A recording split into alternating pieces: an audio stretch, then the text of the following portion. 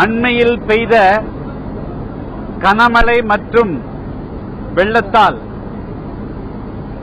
தமிழகத்தினுடைய தலைநகரான சென்னை, அண்டை மாவட்டங்களான கடலூர், காஞ்சிபுரம், திருவள்ளூர் மற்றும் தென் தமிழகத்தில் தூத்துக்குடி, நெல்லை, கன்னியாகுமரி ஆகிய மாவட்டங்கள் மிகப்பெரிய பாதிப்புக்கு ஆளாகின.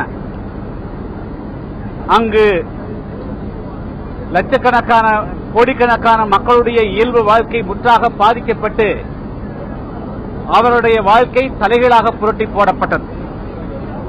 வெள்ளம் ஏற்பட்ட பொழுதும் சரி, அதற்கு பின்பும் இன்றைய அதிமுக அரசு அந்த வெள்ள சூழ்நிலையிலும் அபாயகரமான சூழ்நிலையிலும் இயற்கை பேரிடர் காலகட்டத்திலும் தன்னை பல்வேறு வழிகளிலே விளம்பரப்படுத்திக் கொள்வதிலேதான் முனைப்பு காட்டினார்களே தவிர வெள்ளத்திலே சிக்கி தவித்த மக்களை காப்பாற்றுவதற்கு எந்த முனைப்பும் எடுக்கவில்லை. வீடுகளில் 2 அடி முதல் 8 அடி வரையிலும் வெள்ளம் சூழ்ந்து தூத்துக்குடி மாநகரத்தினுடைய எல்லைக்குள்ளே ஏறக்குறைய 20,000க்கு மேற்பட்ட வீடுகளில் மக்கள் அல்லல் பட்ட பொழுது அந்த வீடுகளில் சூழ்ந்த வெள்ளத்தை வெளியேற்றுவதற்கு கூட இந்த அரசு நடவடிக்கை எடுக்காத பொழுது, முகாம்களில் தங்க வைப்பதற்கு உண்டான உரிய நடவடிக்கை எடுக்கவில்லை. அதேபோல வெள்ளம் மழையால் பாதிக்கப்பட்ட மக்களுக்கு உணவு அளிக்கவில்லை. ஒரு வார காலம் மக்கள் வீதிக்கு வந்து போராடிய பின்பும், சென்னை உயர்நீதிமன்றம் மதுரை கிளையிலே வழக்கு தொடர்ந்த பின்பும், நீதிமன்றத்தினுடைய கருணையின் அடிப்படையிலேயே தூத்துக்குடி மாவட்ட மக்கள் இயல்பு வாழ்க்கைக்கு திரும்ப முடிந்ததே தவிர இந்த அரசனுடைய நடவடிக்கையாக அல்ல.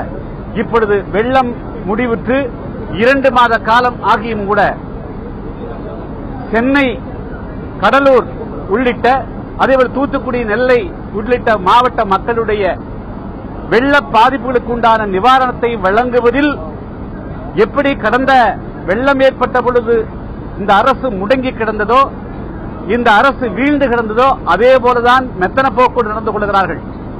வெள்ளத்தால் பல்லாயிரக்கணக்கான மக்கள் வீடிழந்திருக்கிறார்கள். விவசாயிகள் ஆடு மாடுகளை இழந்திருக்கிறார்கள். லட்சக்கணக்கான ஏக்கர் நிலங்களில் பயிரிடப்பட்ட பயிர் வகைகள், தானிய வகைகள், வாழை, நெல் போன்ற பயிரினங்கள் முற்றாக அழிந்து போயிருக்கின்றன. ஆனால் இவற்றை கூட குறிப்பாக தென் தமிழகத்தில் தூத்துக்குடி மாவட்டத்தில், நெல்லையில் முறையாக கணக்கெடுப்பும் செய்யவில்லை. இன்று வரையிலும் அவர்களுக்கு நட்டீடும் வழங்கவில்லை. வந்த மத்திய குழுவையும் 2 மணி நேரம் மட்டுமே வெறும் மேம்போக்காக எங்கு பாதிப்பு இல்லையோ அந்த இடத்தை மட்டும் காட்டிவிட்டு அழைத்து சென்று விட்டார்கள். எனவே ஒட்டுமொத்தத்தில் 500க்கு மேற்பட்டவர்கள் இந்த வெள்ள பாதிப்பால் இறந்திருக்கிற தமிழ்நாடு எங்கும் லட்சக்கணக்கான ஏக்கர் நிலங்களிலே பயிரிடப்பட்ட பயிர்கள் நாசமாயிருக்கின்றன. லட்சக்கணக்கான வீடுகள் சேதமடைந்திருக்கின்றன. ஆனால் இவற்றையெல்லாம் சரி செய்வதற்கோ உரிய நட்டீடு வழங்குவதற்கோ, குறிப்பாக தென் தமிழகத்தை தூத்துக்குடி மாவட்டத்தை முற்றாக இந்த அரசு புறக்கணித்ததை கண்டித்து இன்று ஆளுநர் உரையை புதிய தமிழகம் கட்சியின் சார்பாக புறக்கணித்து வெளிநடப்பு செய்திருக்கிறது.